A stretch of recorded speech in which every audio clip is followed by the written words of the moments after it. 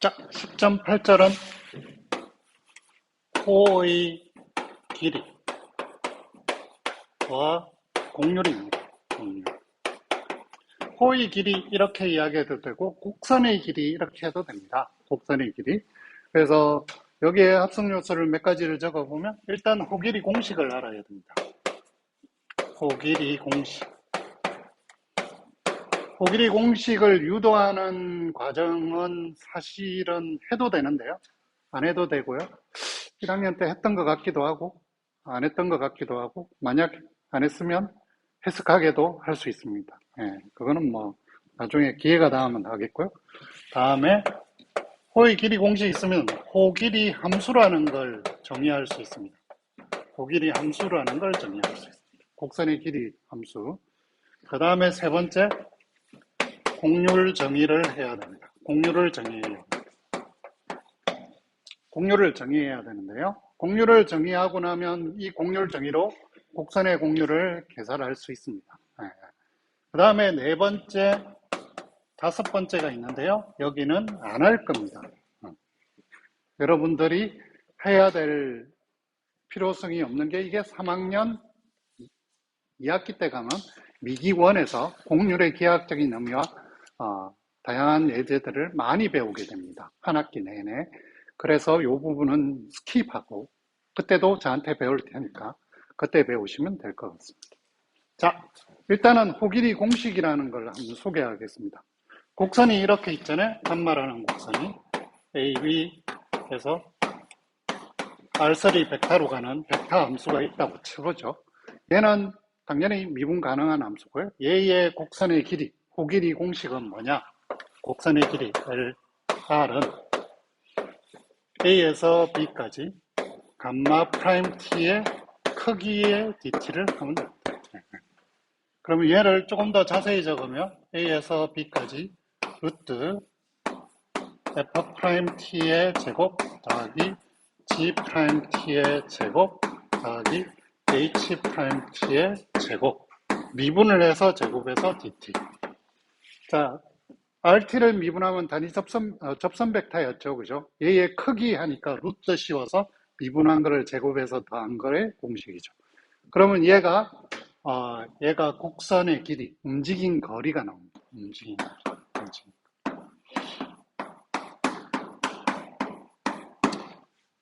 점점점 물리하고 연관이 있다는 걸 점점 아실 텐데요. 그러면 얘를 조금 더 간단히 적으면 어떻게 되냐? 이렇게 적는 게 좋습니다. 이렇게 A에서 B까지 루트 얘는 X잖아요. 그죠? 얘는 dx dt라.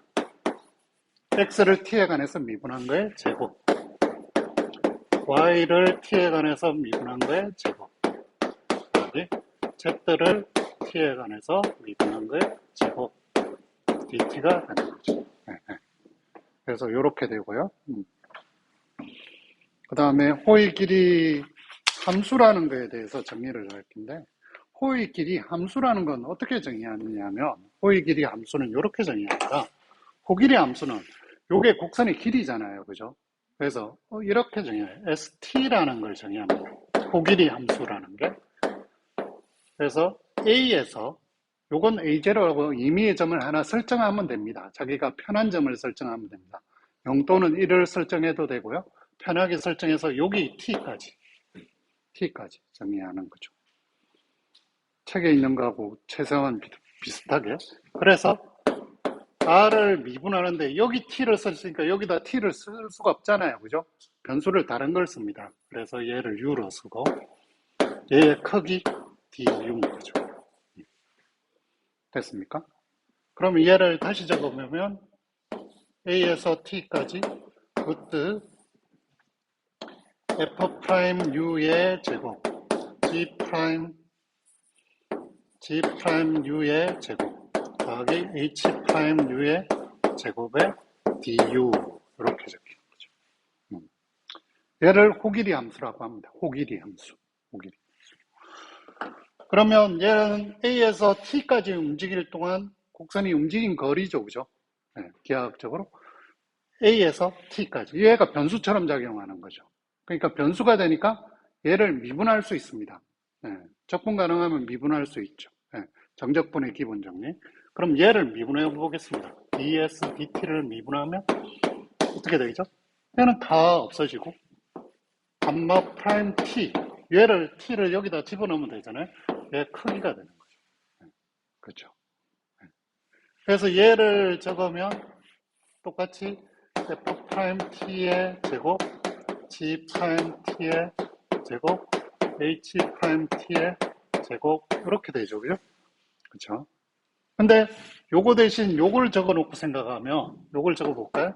얘를 적어보면 얘는 dx dt의 제곱, dy dt의 제곱이 되고요. dg dt의 제곱이 되죠. 그래서 얘를 보면 여러분들이 뭔가 떠올라야 되는데요. 뭐가 떠올라야 되느냐면 여러분들이 원통 껍질 방법 적분법 1학년 미적분에서 했던 dt를 이쪽에 곱해주면 ds라는 게 사실은 뭐가 된다? dx의 제곱 더하기 dy의 제곱 더하기 dg 제곱하고 같다. 이렇게 되죠. 이 차트가 없어진 게 여러분들이 원통 껍질 방법에서 외웠던 적분에서 봤던 ds하고 정확하게 같아집니다.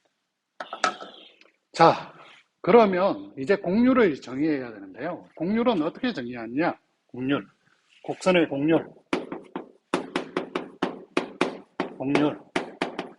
합하는 우리가 t가 있었죠.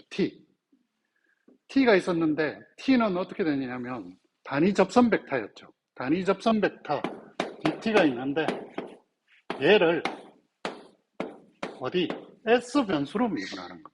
s 변수로. 그러니까 얘는 t 변수니까 s 변수로 미분할 수 없죠. 그래서 계산을 하려면 매개 변수 방정식으로 이렇게 ds dt로 나누고 dt dt를 해서 이렇게 해서 계산하면 됩니다. 이게 곡률의 정의입니다. 얘의 기하학적인 의미는 3학년 때 배운다고 생각하시면 됩니다.